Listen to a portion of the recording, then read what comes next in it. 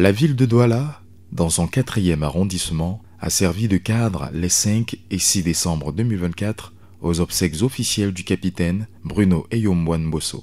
L'officier d'administration des forces de défense du Cameroun est passé de vie à trépas le 1er novembre 2024 à Bonabéry des suites d'une longue maladie. Le 6 décembre, jour de l'inhumation, la paroisse UEBC Jérusalem de Bonabéry a accueilli le représentant du sous-préfet de l'arrondissement de Douala 4e, un parterre de personnalités administratives, judiciaires, communales, traditionnelles et militaires qui ont suivi des témoignages divers et le culte religieux. Le cérémonial militaire organisé pour la circonstance était présidé par le directeur général de l'Office national des anciens combattants, anciens militaires et victimes de guerre du Cameroun, en abrégé ONACAM, le colonel Alfred Fuller. La rigueur du destin a décidé. La terre de Bonambapé tremble. Le monde des anciens combattants est une fois de plus ébranlé.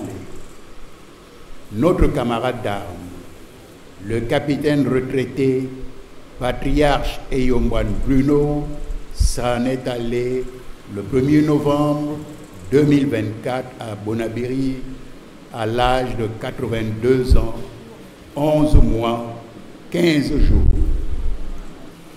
Sa résilience, sa perspicacité et ses déterminations lui permettront d'exercer pendant longtemps, malgré son handicap, dans des postes de responsabilité à la direction générale du budget et des équipements et au sein du service central du ministère de la Défense, notamment celui de chef de service central des pensions, à la satisfaction de sa hiérarchie. Ceux qui l'ont connu ont trouvé en lui un homme ouvert, blagueur, affable, plein d'humour et de compagnie agréable.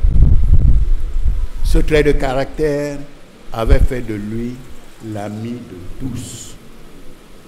Il faut dire qu'avec tous ses atouts, l'homme qui semblait discret n'est pas passé inaperçu. Sa riche carrière professionnelle a été sanctionnée par l'attribution des médailles de la force publique et de chevalier du mérite camerounais. Tout un cérémonial militaire sobre mais empreint de solennité en l'honneur du défunt. Le cercueil recouvert du pavillon aux couleurs nationales traversera la haie d'honneur formée par les membres de l'ONACAM à la sortie de l'église UEBC Jérusalem avant de prendre sa place dans le corbillard pour une procession à pied à travers les artères du village de ses ancêtres.